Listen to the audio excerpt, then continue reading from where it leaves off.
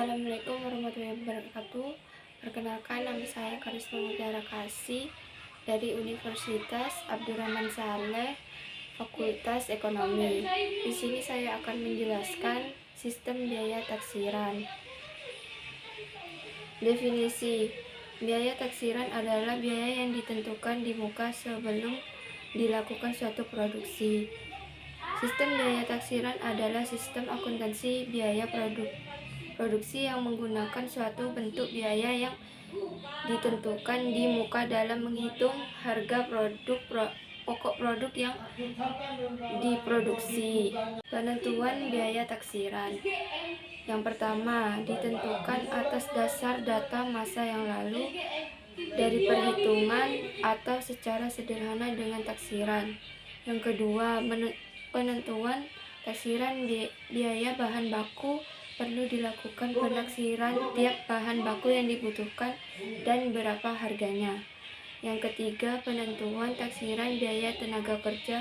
Harus diketahui dulu semua jenis kegiatan untuk mengolah produk karena jam tenaga kerja dipengaruhi kemampuan tiap karyawan dan jelas pekerjaannya. Yang keempat, penentuan taksiran biaya overhead pabrik. Perlu diadakan pemisahan biaya overhead pabrik dalam unsur biaya tetap dan biaya variabel. Tujuan penggunaan sistem biaya taksiran. Yang pertama, untuk jembatan menuju sistem biaya standar. Yang kedua, menghindari biaya yang relatif lebih besar dalam pemakaian sistem biaya standar. Yang ketiga, untuk mengendalikan biaya dan analisa kegiatan. Yang keempat, untuk mengurangi biaya akuntansi. Assalamualaikum warahmatullahi wabarakatuh. Perkenalkan, nama saya Gufron Rosadi, NPM 2020131110. Di sini saya akan menjelaskan tentang prosedur akuntansi dalam sistem biaya taksiran. Di sini ada tabel dalam prosedur pencatatan biaya bahan baku. Ada dua metode, yaitu metode mutasi persediaan dan metode persediaan fisik. Yang pertama ada pembelian bahan baku. Dalam mutasi persediaan ada persediaan bahan baku yang ditulis di sebelah kiri menandakan itu debit atau debit. Utang dagang ditulis sebelah kanan menandakan kredit. Dalam metode persediaan fisik di situ ada pembelian dan utang dagang. Prosedur pencatatan biaya tenaga kerja. Ada BDP, biaya tenaga kerja, biaya administrasi dan umum, biaya pemasaran, gaji dan upah. Nama saya Laila Hadiati, NPM 2020131002. Saya akan membahas prosedur pencatatan biaya overhead pabrik. Pencatatan BOP sesungguhnya. Metode 1, BOP sesungguhnya persediaan suku cadang akumulasi Departemen Aktiva Tetap (KAS). Metode kedua, BOP sesungguhnya persediaan suku cadang akumulasi Departemen Aktiva Tetap (KAS). Pembebanan BOP sesungguhnya. Metode 1, BDP biaya overhead pabrik BOP sesungguhnya. Metode 2, BDP biaya overhead pabrik BOP yang dibebankan. Jurnal penutup. Metode 2, BOP yang dibebankan BOP sesungguhnya. Pencatatan harga pokok produk jadi dan produk yang masih dalam proses pada akhir periode. Persediaan produk jadi, persediaan produk dalam proses ada di kolom debit. BDP biaya bahan baku, BDP biaya tenaga kerja, BDP biaya overhead pabrik ada di kredit. Prosedur pencatatan HPP yang dijual, harga pokok penjualan di debit, persediaan produk jadi di kredit. Prosedur pencatatan selisih biaya taksiran dengan biaya sesungguhnya, tergantung pada metode pencatatan BOP. Metode 1, selisih di debit, BDP biaya bahan baku, BDP biaya tenaga kerja, BDP BOP di kredit. Metode 2, selisih di debit, BDP biaya bahan baku, BDP biaya tenaga kerja, BDP BOP ada di kolom kredit. selisih di debit BOP sesungguhnya di kredit. Kan nama saya Siti Sonia, NPM 202013 082.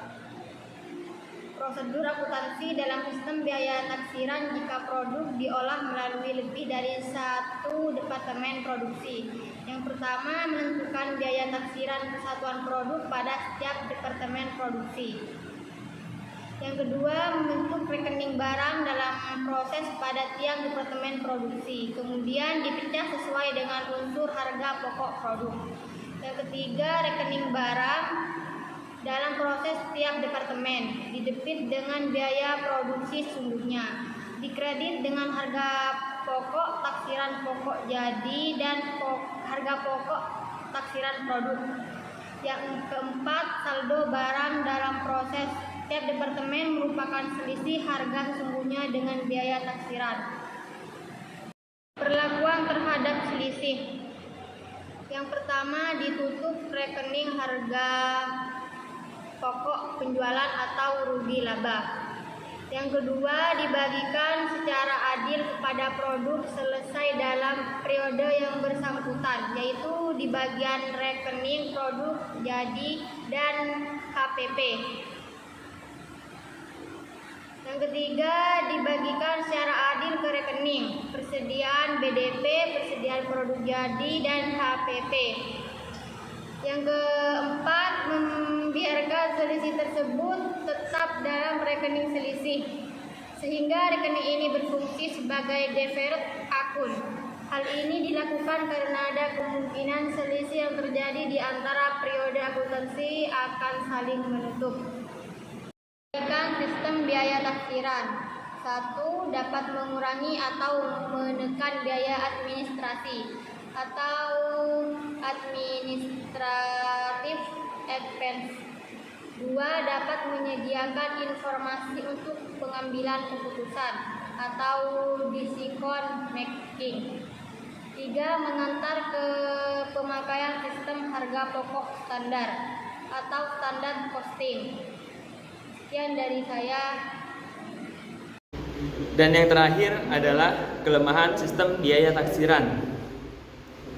Nah, ada dua kelemahan di sini, yaitu pertama, harga pokok taksiran yang ditentukan kurang teliti, baru dapat dikoreksi pada akhir periode setelah selisih biaya dihitung dan dialokasikan. Itu adalah kelemahan yang pertama. Kelemahan yang kedua adalah timbulnya selisih biaya yang besar dapat mengakibatkan pengambilan keputusan yang keliru, karena pengambilan keputusan dilakukan sebelum produk atau jasa tersebut diolah. Jelas dapat dimengerti, di sini ada dua kelemahan dalam sistem biaya taksiran. Saja demikian penjelasan tentang sistem biaya taksiran dari kami. Kurang lebihnya mohon maaf. Wassalamualaikum warahmatullahi wabarakatuh.